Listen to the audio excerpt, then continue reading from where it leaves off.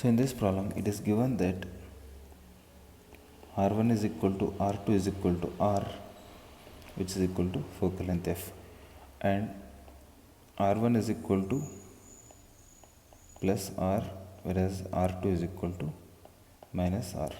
From length maker's formula we know that 1 by F is equal to n minus 1 times 1 by R1 minus 1 by R2.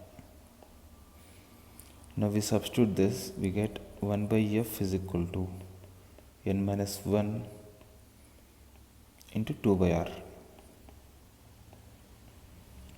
and focal length is also equal to R, so we get this as 1 by R. So RR gets cancelled and